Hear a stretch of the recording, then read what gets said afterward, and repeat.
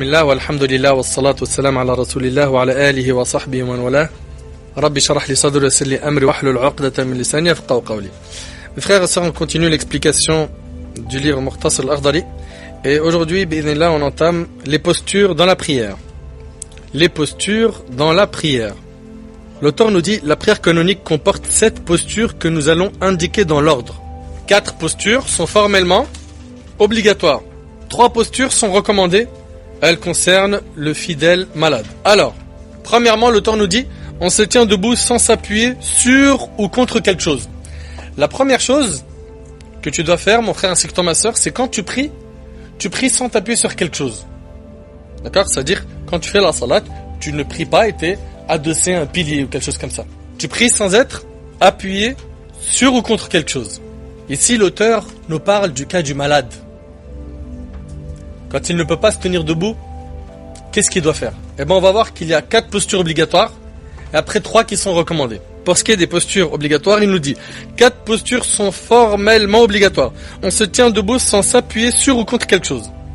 Sinon, on se tient debout en s'appuyant sur ou contre quelque chose. C'est-à-dire quoi? C'est-à-dire que, premièrement, si je suis malade mais j'arrive à tenir debout sans m'appuyer sur quelque chose, eh bien, je prie sans m'appuyer.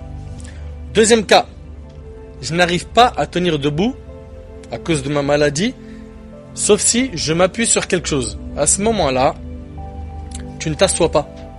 Tu dois respecter la posture numéro 2. Je ne sais pas si vous avez compris. Parce que normalement, on sait que la règle, c'est prier debout si tu ne peux pas prier assis. C'est pas tout de suite prier assis. C'est si tu peux prier debout et appuyer sur quelque chose, tu restes debout. Donc, 2, il dit « An yusalli qa'iman mustanidan ila shay » il appuie sur quelque chose qui l'aide à tenir debout.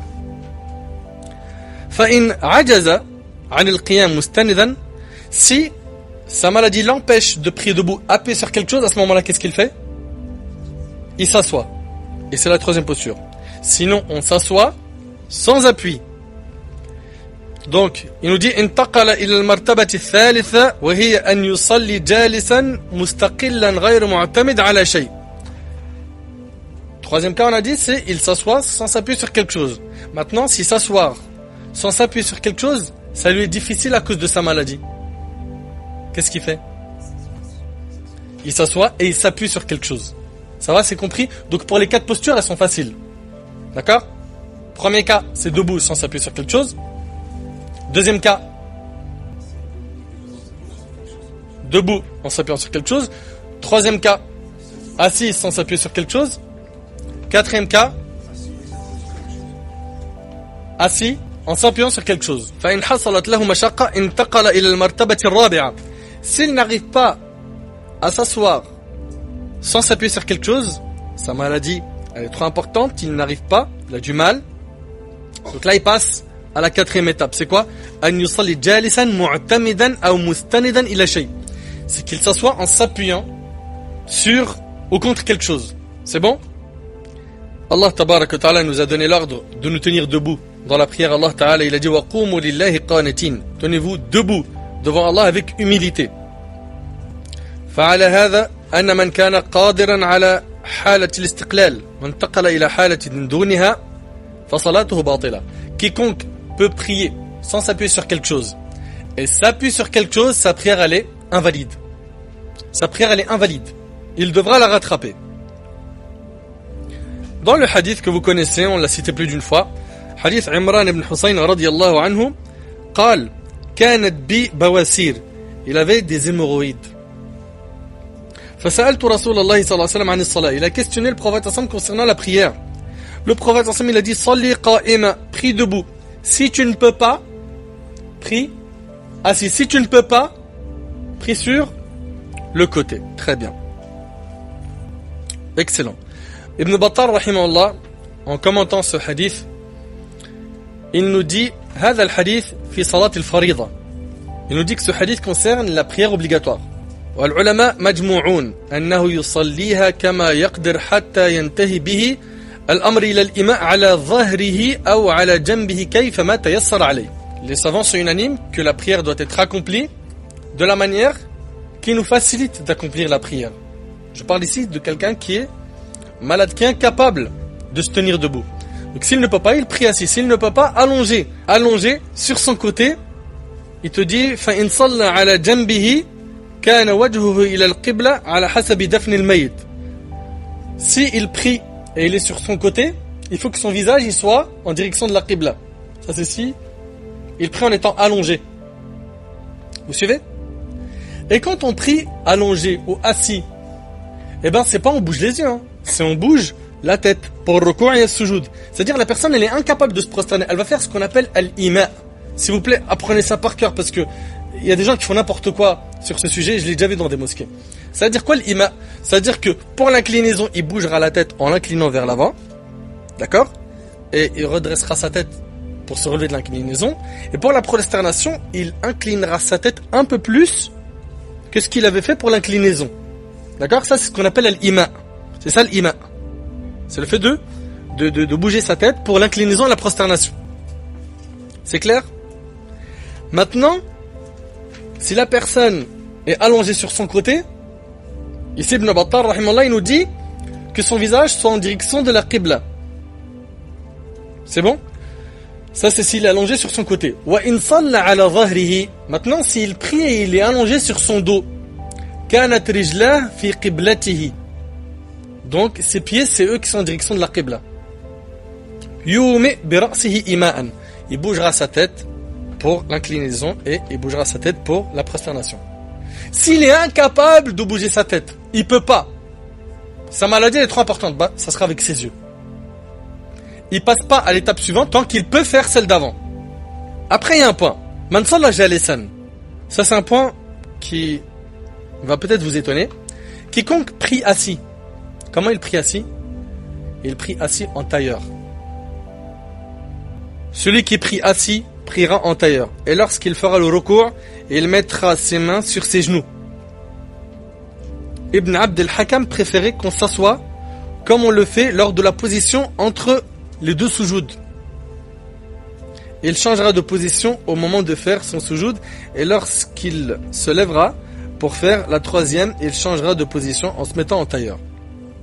En tout cas, dans Sharh al-Risala, l'explication de Risala, al-mashhour fi al-madhhab fi man la yaqdir ala al-qiyam wa fi al-mutanaffil jalisan an yatarabba' fi mawd' al-qiyam. Donc ce qui est le plus connu dans le madhhab de l'imam Malik, l'avis prépondérant du madhhab, c'est que celui qui n'est pas capable de se tenir debout, il se mettra en tailleur dans l'endroit où il fait sa prière. D'accord? Et il fera ima. D'accord? Il fera ima. Après, si la personne ne le fait pas, attention, si la personne ne le fait pas, c'est-à-dire elle ne s'assoit pas en tailleur, c'est pas quelque chose qui va invalider sa prière non plus, hein.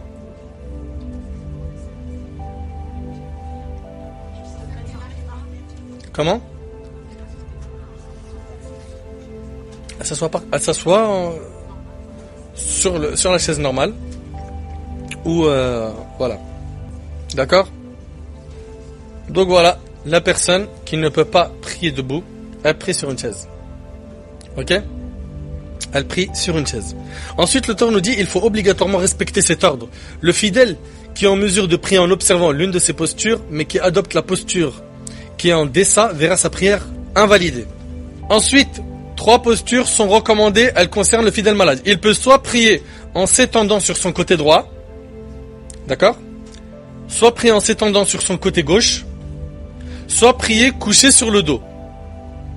Donc l'auteur nous dit, soit prier en s'étendant sur son côté droit, soit prier en s'étendant sur son côté gauche, soit prier couché sur le dos. Petite note en bas. Dans les 2 premières positions, le fidèle aura le visage tourné vers la Qibla. S'il est allongé sur son côté droit ou sur son côté gauche, il faut que son visage il soit en direction de la Qibla. D'accord? Dans la 3e, il tournera les pieds vers la Qibla et par conséquent le visage aussi. Ça va, c'est clair? Donc dans la 3e, il tournera les pieds vers la Qibla et par conséquent le visage aussi. C'est bon jusque là?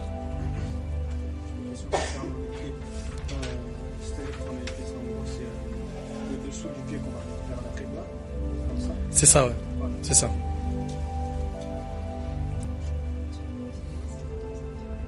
Allongé, oui, c'est ça.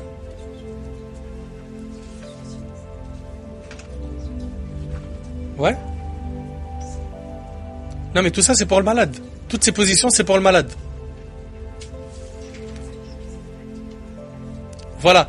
Là, maintenant, s'il ne peut plus être debout, ni assis, il passe à la posture suivante, à savoir celle d'être allongé.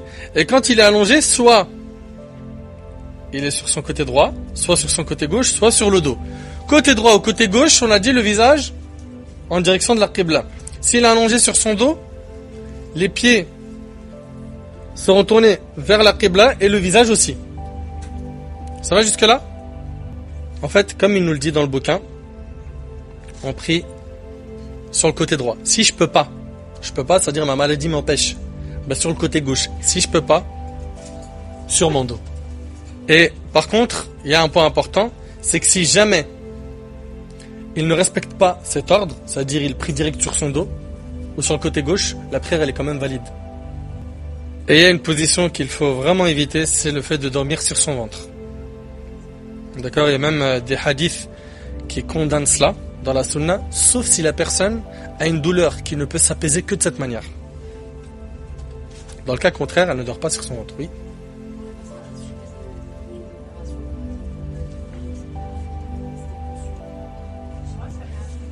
Ah ouais? Et son côté c'était jouable? Pas possible. Bah, hasab al-taysir. Là, à ce moment-là, on dit quoi? Comme Allah nous dit dans le Coran, fattaqullah mastata'tum. Craignez Allah autant que vous pouvez. D'accord? Elle fera selon ses moyens. C'est compris? Donc si c'est vraiment le dernier recours, ben voilà. Elle fera ça de cette manière. L'auteur nous dit qu'il observe dans sa prière l'une ou l'autre de ses postures et sa prière sera valable. Si le fidèle qui peut se tenir debout s'appuie exprès contre quelque chose, il peut se tenir debout. Il s'appuie alors qu'il n'a pas besoin de ça. Si le fidèle qui peut se tenir debout s'appuie exprès contre quelque chose, un bâton, un mur ou autre, et que l'appui venant à faillir, le fidèle tombe, sa prière est invalidée. Et il est réprouvé de s'appuyer dans la prière, même lorsque l'appui venant à tomber, le fidèle ne tombe pas. En fait, en deux mots, il nous dit quoi ici? Il y a un détail quand même qui est important. L'auteur, en fait, il nous dit quoi ici? Il nous dit que si il s'appuie sur quelque chose, alors qu'il n'en a pas besoin, et qu'en enlevant cette chose, il tombe. D'accord? C'est-à-dire, il est appuyé de telle sorte que si on l'enlève, il tombe. Sa prière là, elle est annulée. Mais si on l'enlève et qu'il tombe pas, là, sa prière, elle est makrouha, elle est déconseillée. Ok? Tanbih, il met une remarque ici. إذا عجز المصلي عن القيام أو عن الركوع أو السجود فإنه يصلي إيماء. S'il n'est pas capable de se tenir debout, de s'incliner, de se prosterner, il priera en faisant ima. Vous avez compris c'est quoi ima, hein? Il fera ce qu'il peut avec sa tête. Et on a dit que pour la prosternation, il inclinera sa tête un peu plus que pour l'inclinaison. Oui.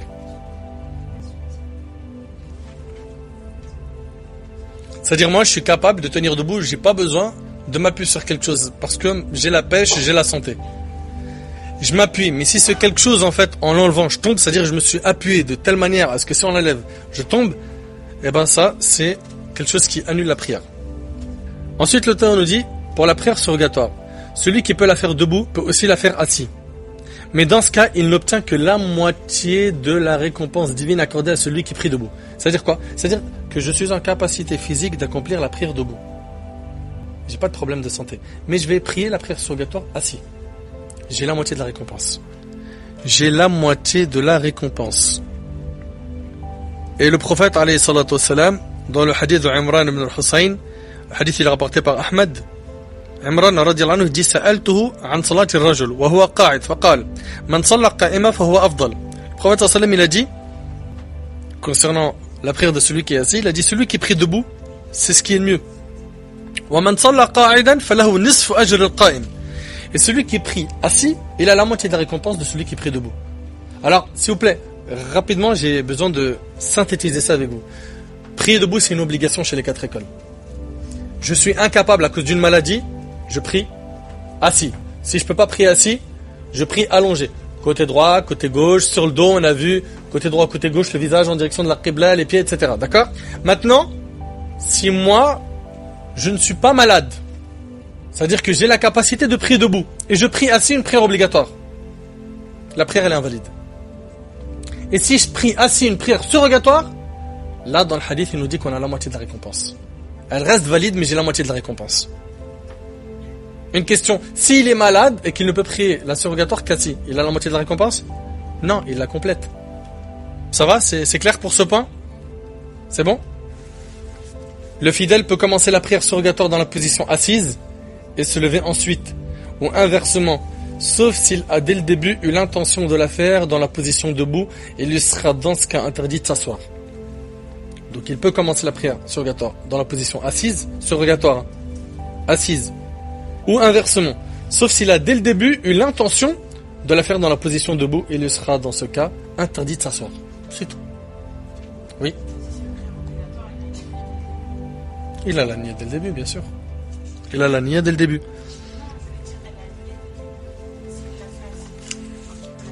Effectivement. Est-ce qu'il a des questions? C'est-à-dire qu'une prière surrogatoire, il était assis, et à un moment il trouve un peu plus de pêche pour se lever. Bah, il peut se lever. Et l'inverse, s'il est debout au début, et qu'il n'arrive plus, il peut s'asseoir.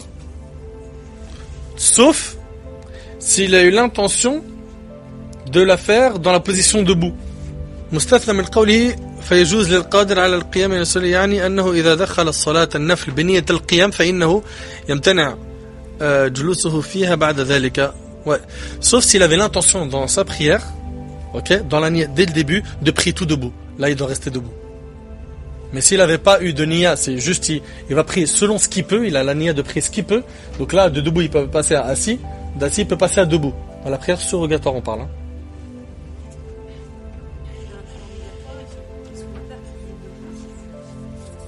S'il ne peut pas prier debout, il s'assoit. Pour la prière, oui, s'il vous plaît, c'est une très bonne question. Très très bonne question.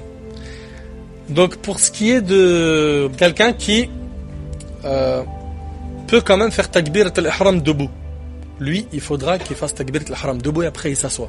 C'est-à-dire qu'il rentre en prière debout et après il s'assoit. Vous écoutez? C'est-à-dire il arrive à marcher. Vous suivez? Il arrive à marcher. Donc il arrive à s'asseoir, mais il n'arrive pas à se prosterner à cause d'une maladie, un problème de santé. Donc il commence takbirat al-ihram, c'est-à-dire il rentre dans la salat en disant Allah Akbar, debout, puis après il s'assoit, il récite la Fatiha, etc. Ok? C'est bon? Là je parle de la prière obligatoire, là, actuellement, là. La prière surrogatoire, on vient de détailler comme il faut ce qu'il fallait dire. Y a-t-il des questions? On n'a pas? طيب. هذا والله أعلم. سبحانك اللهم بحمدك أشهد أن لا إله إلا أنت أستغفرك وأتوب إليك. بارك الله فيكم والسلام عليكم ورحمة الله.